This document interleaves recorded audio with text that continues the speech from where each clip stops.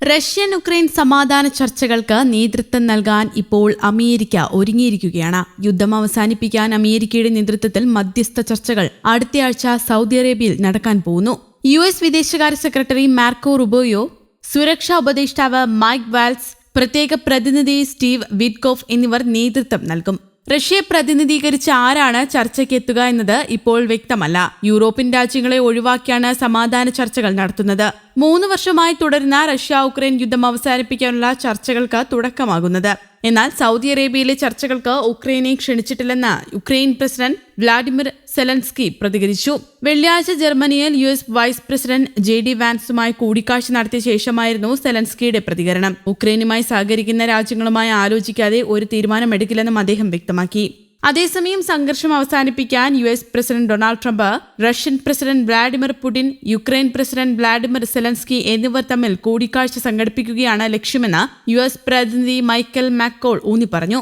ജനുവരി 20 അധികാരമേറ്റത്തിന് പിന്നാലെ ഉക്രൈൻ യുദ്ധം വേഗത്തിൽ അവസാനിപ്പിക്കുമെന്ന് ട്രംപ് ആവർത്തിച്ച് വ്യക്തമാക്കിയിരുന്നു. ബുധനാഴ്ച അദ്ദേഹം പുടിനോടും സെലൻസ്കിയോടും ഫോണിൽ സംസാരിച്ചു. അതേസമയം ചർച്ചയിൽ യൂറോപ്യൻ രാജ്യങ്ങളെ ഉൾപ്പെടുത്തിയിട്ടില്ല. അതേസമയം ഉക്രൈനിലൂടെ കടന്നുപോകുന്ന സോവിയറ്റ് കാല പൈപ്പ് ലൈനുകളിലൂടെ യൂറോപ്പിലേക്കുള്ള റഷ്യൻ പ്രകൃതിവാതക കയറ്റുമതിക്ക് വിരാമമായിരുന്നു. കയറ്റുമതിക്ക് റഷ്യയുമായി ഉണ്ടാക്കിയിരുന്ന കരാർ പുതുക്കാൻ ഉക്രൈൻ വിസമ്മതിച്ചതാണ് ഇതിന് കാരണം. 3 വർഷത്തോളമായി നടക്കുന്ന റഷ്യ ഉക്രൈൻ യുദ്ധത്തിനിടയിലും നടന്നിരുന്ന ഈ കയറ്റുമതി പുതുവത്സര ദിനത്തിലാണ് പൂർണ്ണമായി അവസാനിച്ചത്.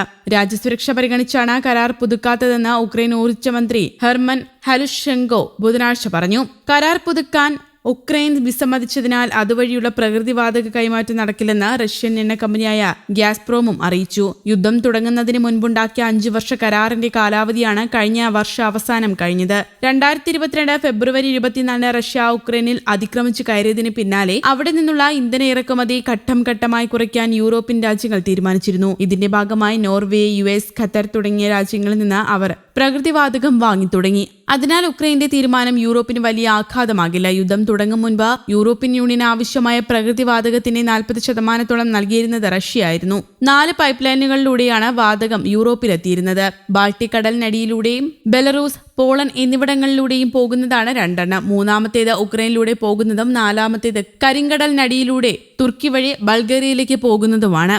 യുദ്ധം തുടങ്ങിയ ശേഷം ആദ്യ 2 പൈപ്പ് ലൈനുകളിലൂടെയുള്ള പ്രകൃതിവാതക വിതരണത്തിന്റെ നല്ലൊരു ശതമാനം റഷ്യ തന്നെ വെട്ടിക്കുറച്ചു. പ്രകൃതിവാതക വില റഷ്യൻ നാണയമായ റൂബിളിൽ നൽകണമെന്ന ആവശ്യം യൂറോപ്യൻ യൂണിയൻ നിരാകരിച്ചതിനാലായിരുന്നു ഇത്. ഇതേ തുടർന്ന് റഷ്യയിൽ നിന്നുള്ള ഇന്ധന ഇറക്കുമതി 2027 പൂർണ്ണമായി അവസാനിപ്പിക്കാൻ യൂറോപ്യൻ യൂണിയൻ തീരുമാനിക്കുകയുണ്ടായി. ഇതിന്റെ ഭാഗമായാണ് മറ്റു രാജ്യങ്ങളിൽ നിന്ന് പ്രകൃതിവാതകം വാങ്ങുന്നത്. ഇപ്പോൾ യൂറോപ്പിന് ആവശ്യമായ പ്രകൃതിവാതകത്തിന്റെ 8% മാത്രമേ റഷ്യയിൽ നിന്നുള്ളൂ. കടത്തുകൂലി ഇനത്തിൽ ഉക്രൈന് വർഷം തോറും $80 കോടി റഷ്യ നൽകിയിരുന്നത്. ഇത് ഉക്രൈന് നഷ്ടമാകും. പ്രകൃതിവാതക വിൽപ്പനയിലൂടെ നേടിവരുന്ന $500 കോടി റഷ്യയ്ക്കും നഷ്ടപ്പെടും.